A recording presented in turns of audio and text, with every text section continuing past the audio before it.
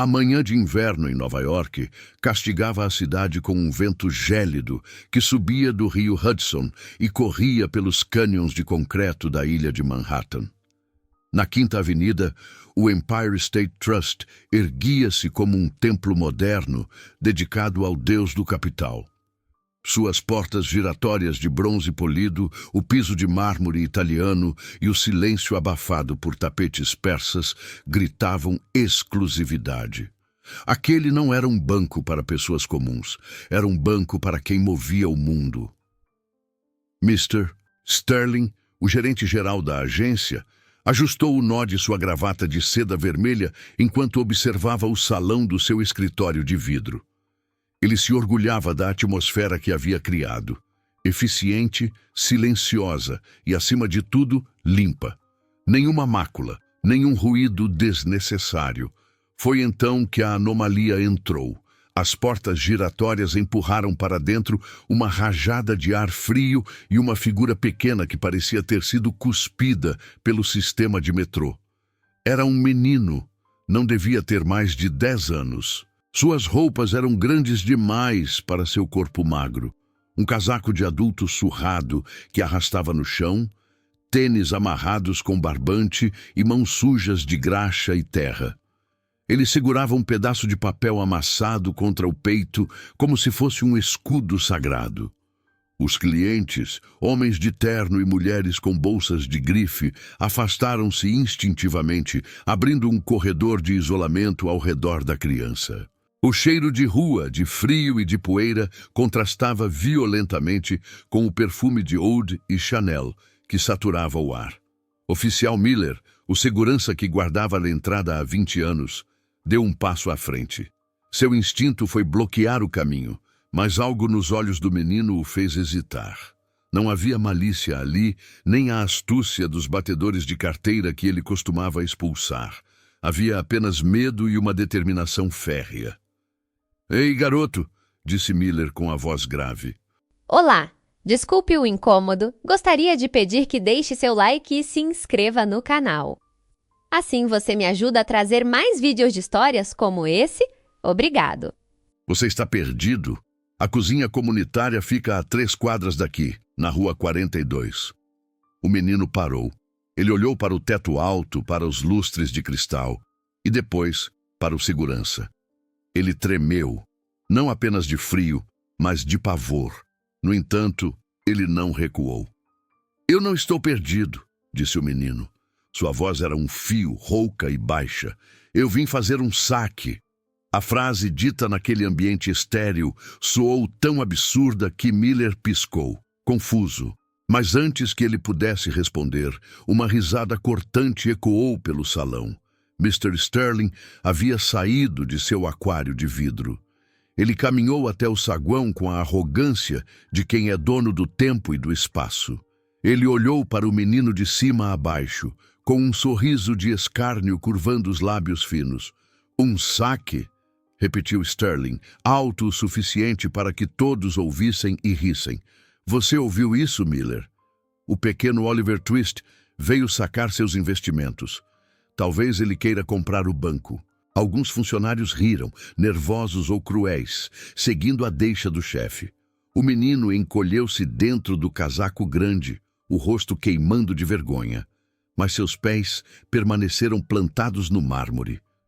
"Deixe-o ir, Miller", disse Sterling, abanando a mão como se espantasse uma mosca. "Garoto, saia! Aqui não é lugar para esmolas." "Não é esmola", disse o menino, erguendo o queixo sujo. "É meu.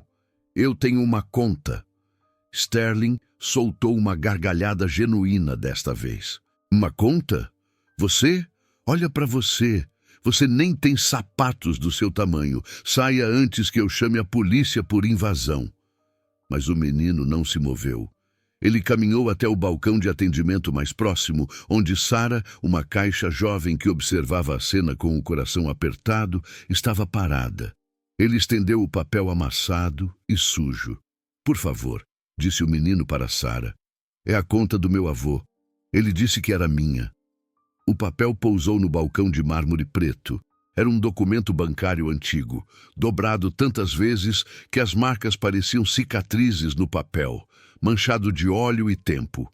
Mas o logotipo dourado do Empire State Trust ainda era visível no topo. Sarah olhou para o menino, Léo, e sentiu uma onda de compaixão. Qual é o seu nome, querido? Léo Rossi. Léo, começou Sarah suavemente. Contas bancárias precisam de adultos. Você tem seus pais aqui? Não, respondeu Léo. Minha mãe está em casa. Ela não consegue levantar da cama. Ela está doente. Sterling aproximou-se do balcão, invadindo o espaço. Ele puxou o papel de cima da mesa com 2 dedos, como se fosse algo contaminado. Deixe-me ver isso, disse o gerente. Ele olhou para o documento antigo e bufou. Isso deve ter 30 anos. Provavelmente seu avô achou no lixo ou roubou de alguém. Garoto, isso não vale nada. Vale sim, gritou Léo pela primeira vez elevando a voz. O vovô disse que guardou a vida toda. Ele disse que eu só podia vir aqui se fosse uma emergência. E qual é a emergência, magnata? Zombou Sterling. Acabou o papelão para dormir na rua? Minha mãe precisa de remédio, disse Léo, ignorando o insulto, focado em sua missão. O remédio custa caro. Eu preciso tirar dinheiro. Quanto? Perguntou Sterling, divertindo-se com a situação. Quanto você quer sacar dessa conta imaginária? $100? 1.000? Léo olhou para os pés, envergonhado pela quantia, mas levantou os olhos com dignidade. $2. O silêncio que se seguiu durou 2 segundos, antes de ser quebrado pela gargalhada estrondosa de Sterling e de 2 outros gerentes que se aproximaram. $2! Gritou Sterling, limpando uma lágrima de riso. Ele quer sacar $2. Miller, você tem algumas moedas no bolso? Dê ao garoto para ele comprar um doce e suma daqui.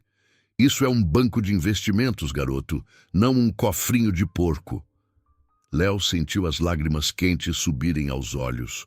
A humilhação era física, uma dor aguda no peito. Mas ele se lembrou da mãe tossindo no colchão frio do apartamento de um cômodo no Bronx. Ele se lembrou da promessa que fez ao avô no leito de morte. Eu não quero suas moedas, disse Léo com a voz trêmula. Eu quero o meu dinheiro. O vovô disse que eu tinha permissão. Ele enfiou a mão no bolso profundo do casaco e tirou um segundo item. Um envelope lacrado com cera, velho e amarelado. Ele o colocou no balcão com cuidado reverente. Ele disse que se alguém risse de mim, eu devia mostrar isso. Sterling olhou para o envelope. A irritação começou a substituir a diversão. Ele estava perdendo tempo. Chega desse teatro. Miller, tire ele daqui. Agora. Miller deu um passo à frente, mas Sarah interveio. Sr. Sterling, espere, disse ela, pegando o envelope antes que o gerente pudesse jogá-lo fora. Tem um selo notarial antigo aqui. Parece legítimo. Legítimo? Sterling revirou os olhos. Sarah, não seja ingênua. É golpe. Se é golpe, o sistema vai rejeitar em 1 segundo, argumentou Sarah, olhando para o menino. Vamos apenas digitar o número da conta. Se não existir, ele vai embora. Certo, Léo. Léo assentiu vigorosamente. Se não tiver nada, eu vou. Prometo. Sterling suspirou, exasperado, olhando para o relógio Rolex. Tudo bem, digite essa porcaria. Vamos acabar logo com essa farsa para eu poder voltar a ganhar dinheiro de verdade. Mas depois, Sarah, você vai desinfetar esse balcão. Sarah sentou-se diante do computador. Suas mãos voaram sobre o teclado, digitando a longa sequência de números quase apagados do documento antigo que Léo trouxera. Sterling ficou atrás dela, batendo o pé impacientemente, já formulando o discurso de expulsão. Léo ficou na ponta dos pés, tentando ver a tela, o coração batendo contra as costelas magras. Por favor, vovô, por favor, que tenha $2. Sarah apertou Enter. O sistema processou. Uma ampulheta girou na tela por 3 segundos. Então, os dados apareceram. O som ambiente do banco, telefones tocando, Conversas distantes, o ruído da rua, pareceu desaparecer para Sarah. Ela piscou, inclinou-se para a frente, limpou os óculos e olhou de novo. Sua boca se abriu ligeiramente. Ela olhou para Sterling, depois para a tela, depois para o menino sujo do outro lado do balcão. "O que foi?" perguntou Sterling, irritado.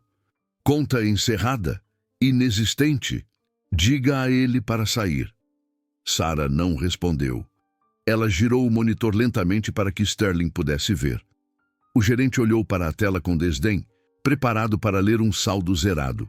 Seus olhos percorreram o nome do titular: Fundo Fiduciário Giuseppe Rossi, beneficiário Leonardo Rossi. Então, seus olhos desceram para o saldo. O rosto de Sterling, que estava corado de impaciência, ficou branco como o mármore do piso. Ele parou de respirar. Ele se apoiou na cadeira de Sarah para não perder o equilíbrio. Os números na tela não eram centenas, não eram milhares, eram milhões. 4.500 mil réis USD.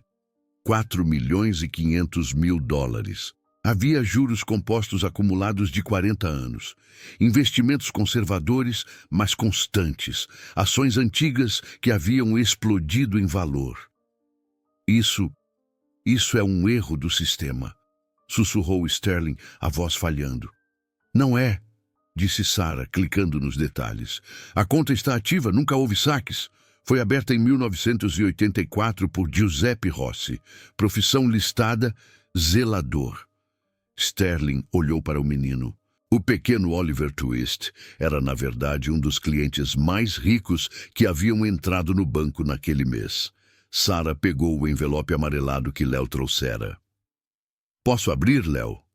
O menino assentiu. Sarah rompeu o lacre com cuidado. Dentro havia uma única folha de papel, escrita com uma caligrafia trêmula, mas firme. Ela começou a ler em voz alta, e sua voz projetou-se no silêncio atônito que agora dominava o saguão, pois Miller e outros funcionários haviam se aproximado para ver o que estava acontecendo.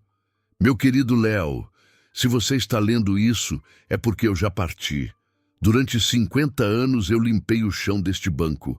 Eu vi homens ricos entrarem e saírem, tratando-me como se eu fosse invisível. Eu comia sobras, eu vestia remendos. Eu economizei cada centavo. Investi cada gorjeta, seguindo os conselhos que eu ouvia eles darem uns aos outros quando achavam que ninguém importante estava escutando.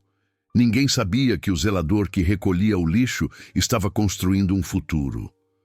Eu fiz isso por você, meu neto, para que você nunca precisasse abaixar a cabeça para ninguém, para que você nunca passasse frio. Você é meu orgulho, este dinheiro é seu. Use-o para cuidar da sua mãe e para ser um homem bom, não um homem como aqueles que riam de mim." Quando Sarah terminou de ler, estava chorando. Miller, o segurança durão, limpou os olhos. Sterling estava paralisado. A vergonha queimava sua pele mais forte do que qualquer bofetada. Ele havia zombado do neto do homem que provavelmente limpou o escritório onde ele agora se sentava. Léo olhou para eles, confuso com o silêncio. "Tem dinheiro?" perguntou ele, inocente. "Tem $2 para o remédio?" A pergunta simples de Léo foi como uma faca no ego de Sterling. "Tem $2? O menino era dono de um império pessoal e estava preocupado apenas com o remédio da mãe. Sarah sorriu entre as lágrimas. "Sim, Léo. Tem $2. Tem muito mais que $2. Você é rico, querido. Seu avô deixou tudo para você." Sterling, tentando recuperar algum fragmento de compostura profissional, e aterrorizado com a possibilidade de perder um cliente de 4 milhões, pigarreou. Sua postura mudou drasticamente. O desprezo transformou-se em uma subserviência oleosa. "Sr. Rossi", disse Sterling, a voz tremendo, "peço 1000 perdões. Houve um terrível mal-entendido. Por favor, venha ao meu escritório privado. Podemos discutir opções de investimento. Temos chás, biscoitos." Léo olhou para o gerente. Ele não entendia de milhões, mas entendia de pessoas. Ele viu a falsidade nos olhos do homem. Ele se lembrou das risadas. Eu não quero biscoito, disse Léo firme. Eu quero meus $2 e quero ir embora. Mas, Sr. Rossi, o senhor não pode andar com tanto dinheiro. Quer dizer, a conta é vasta. Precisamos de assinaturas, tutores. Miller, o segurança, deu um passo à frente. Ele colocou a mão no ombro de Sterling, parando-o. Chega, senhor. Deixe o garoto em paz. Miller olhou para Sarah. Dê o que ele pediu. Sarah abriu a gaveta. Ela não tirou 2 notas de $1. Ela contou $500 do seu próprio caixa. Isso é um adiantamento, Léo, disse ela piscando. Para o remédio, para a comida, para um táxi e para um casaco novo. Vamos resolver a papelada legal da conta grande depois. Eu vou pessoalmente à sua casa com o assistente social do banco para ajudar sua mãe. Léo pegou o dinheiro. Seus olhos se arregalaram. Ele nunca tinha visto tanto dinheiro junto.